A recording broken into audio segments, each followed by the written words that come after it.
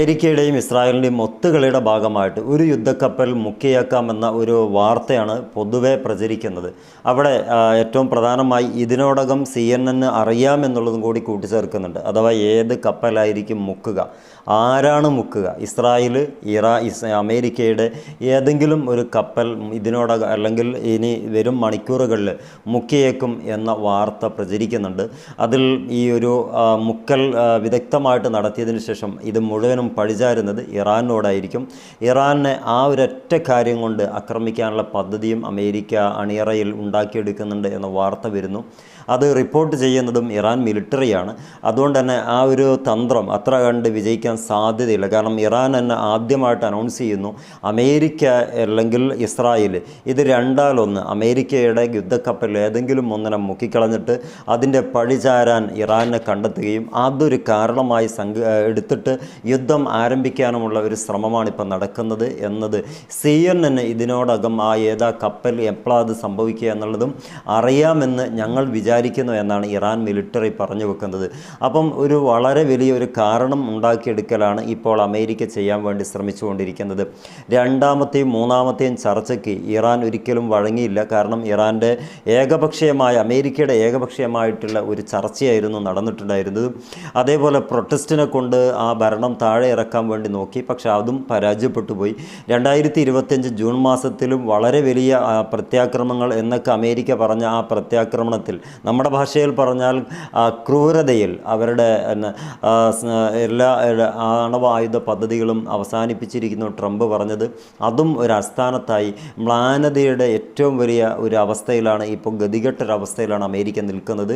അതുകൊണ്ട് തന്നെ പുതിയ ഒരു കാരണത്തെ തേടുകയാണ് അമേരിക്കയും ഇസ്രായേലും കൂടി ചെയ്യുന്നത്.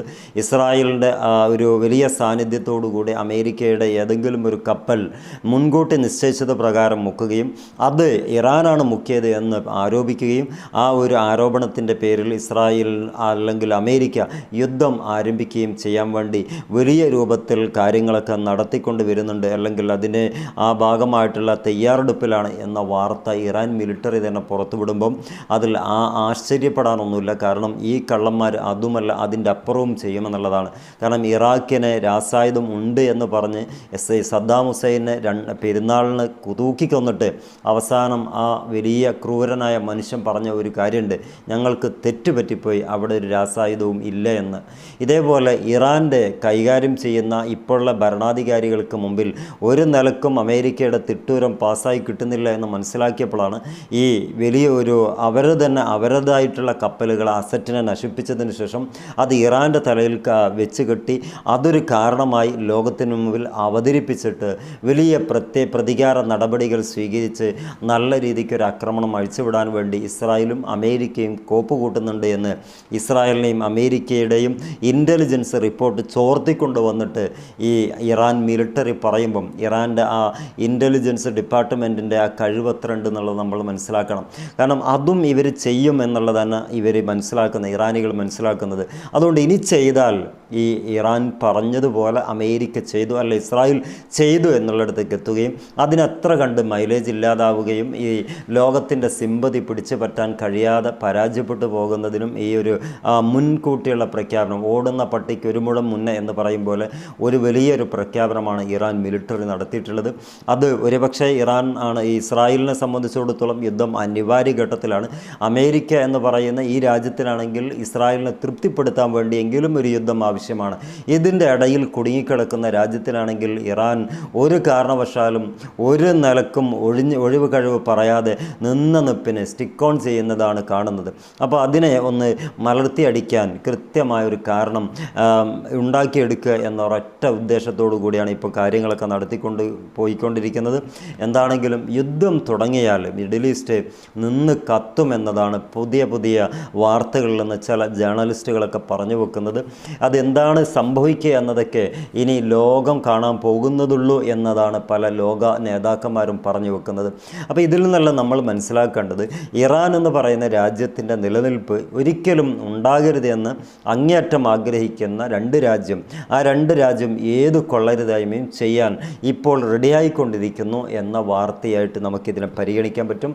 എന്താണെങ്കിലും നാളെ നേരം വെളുക്കുമ്പോൾ അടുത്ത 48 മണിക്കൂറിന് മുമ്പായിട്ട് എന്ത് സംഭവിക്കുമെന്നുള്ളത് കാത്തിരിക്കാം. യുദ്ധം അനിവാര്യ അസന്നിഗ്ധ ഘട്ടത്തിലെത്തി നിൽക്കുന്നു എന്ന് പറയാൻ പറ്റുന്ന സ്ഥിതിവിശേഷത്തിലാണ് ഇപ്പോൾ ഉള്ളത്. കാരണം അമേരിക്ക എന്ന് പറയുന്ന രാജ്യത്ത് നിന്ന് ഒട്ടനേകം യുദ്ധ സംവിധാനങ്ങളൊക്കെ ഏരിയകളിൽ കൊണ്ടുവന്ന് സ്ഥാപിക്കുകയും ഇനി അത് മുരടോടെ പറിച്ചു പോകാൻ ഒരിക്കലും അമേരിക്ക നിൽക്കില്ല. കാരണം അങ്ങനെ പറിച്ചു പോയി കഴിഞ്ഞാൽ അമേരിക്കയുടെ പ്രതാപം നഷ്ടപ്പെടും. അപ്പോൾ പേരിനെങ്കിലും ഹ്രസ്വകാല യുദ്ധം അല്ലെങ്കിൽ മണിക്കൂറുകൾ മാത്രം നീണ്ടു നിൽക്കുന്ന യുദ്ധം അമേരിക്ക ചെയ്യുമെന്ന് തന്നെയാണ് പാശ്ചാത്യ മാധ്യമങ്ങളും മറ്റ് വിഷ്വൽ മീഡിയകളും ഒക്കെ പറഞ്ഞു വെക്കുന്നത്. കാരണം അവർക്ക് തിരികെ പോയാൽ ഇതുവരെ ഉണ്ടാക്കിയെടുത്ത എല്ലാ ഇമേജും അവർക്ക് പ്രസ്റ്റീജ് നഷ്ടപ്പെട്ടു പോകുമെന്നുള്ള ഒരൊറ്റ കാര്യം കൊണ്ട് അത് പേടിച്ചിട്ട് ഇവരെ യുദ്ധം ചെയ്യും. ആ യുദ്ധത്തിന് ഏറ്റവും വലിയ വില നൽകേണ്ടി വരിക ഇസ്രായേലായിരിക്കുമെന്നും പറയുന്നുണ്ട്. കാരണം ഇറാൻ്റെ ഏതെങ്കിലും ഒരു ഭാഗത്ത് യുദ്ധം ആരംഭിച്ചു കഴിഞ്ഞാൽ ഇസ്രായേലിന് വലിയ രൂപത്തിലുള്ള പ്രത്യാക്രമണങ്ങൾ അത് ഇറാൻ തൊടുത്തുവിടുകയും ഇറാൻ്റെ ഏറ്റവും പ്രധാനപ്പെട്ട ഈ സ്പേസുകളൊക്കെ അഥവാ അവിടുത്തെ സ്ഥലങ്ങളൊക്കെ ഇല്ലായ്മ ചെയ്യാൻ ശ്രമിക്കുകയും ചെയ്യുമെന്ന ഒരു നിരീക്ഷണം കൂടി പുറത്തുനിന്ന് വരുന്നുണ്ട്, അഥവാ പുതിയ വാർത്തയുടെ ഭാഗമായിട്ട് വരുന്നുണ്ട്. അപ്പം സ്വാഭാവികമായിട്ട് ഇസ്രായേലാണ് ഈ ഇപ്പം അമേരിക്ക കുരുതിക്ക് കൊടുക്കുന്ന ഒരു രാജ്യമായി നമുക്ക് മനസ്സിലാക്കേണ്ടത്. അമേരിക്ക അടിക്കുകയാണെങ്കിൽ ഇസ്രായേലിന് താങ്ങാൻ പറ്റാത്ത രീതിക്ക് ഇറാൻ ഇസ്രായേലിനെ ആക്രമിക്കും, തിരിച്ച് അമേരിക്കയുടെ അസറ്റുകളെയും ആക്രമിക്കും. ഇതാണ് ഇറാൻ്റെ മുമ്പിലുള്ള ആകെയുള്ള യുദ്ധതന്ത്രം. ഈ ഷോർട്ടാക്കി പറഞ്ഞാൽ മറ്റനേകം തന്ത്രങ്ങളൊക്കെ ഉണ്ടായേക്കാം, പക്ഷേ നമ്മുടെ പ്രത്യക്ഷത്തിൽ തോന്നുന്ന മനസ്സിലാകുന്ന ഏറ്റവും പ്രധാനപ്പെട്ടത് ഇസ്രായേലിനെ അടിച്ച് ഇല്ലായ്മ ചെയ്യുക, അസറ്റുകളെ നശിപ്പിച്ച് കളയുക. ഇറാന് ഇത് തന്നെയാണ് മുമ്പിലുള്ള ഏറ്റവും പ്രധാനപ്പെട്ട വഴികളും.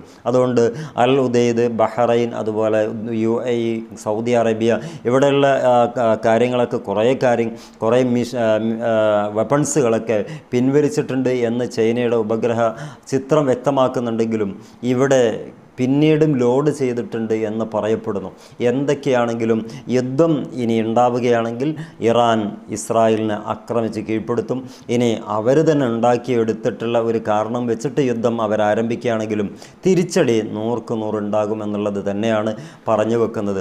അഥവാ അവസാന യുദ്ധമായിട്ട് പ്രഖ്യാപിക്കുന്ന ഇസ്രായേലി മൗത്ത്, അതുപോലെ അമേരിക്ക മൗത്ത് എന്നതാണ് ഇവരുടെ ഇറാൻ്റെ ഏറ്റവും പ്രധാനപ്പെട്ട ഒരു പ്രഖ്യാപനവും അവരുടെ ഏറ്റവും വലിയ മുദ്രയായിട്ടും അല്ലെങ്കിൽ ഈ ഒരു യുദ്ധത്തിന് മുമ്പിൽ വാറിൻ്റെ മുമ്പിൽ കോട്ട് ചെയ്തിട്ട് പറയുന്നത് ഇസ്രായേലി മൗത്ത് എന്നാണ്. അപ്പോൾ അത് എത്രത്തോളം അപകടപ്പെടുത്തുന്നുണ്ട് എന്നുള്ളത് യുദ്ധം തുടങ്ങിക്കഴിഞ്ഞാൽ മാത്രമേ പറയാൻ പറ്റുള്ളൂ. ഈ റമദാനിൽ ഒരു അരക്ഷിതാവസ്ഥ ഉണ്ടാകുന്നു എന്ന് പറയുന്നത് വിശ്വാസികളെ സംബന്ധിച്ചിടത്തോളം ഏറെ വിഷമമുള്ള കാര്യമാണ്.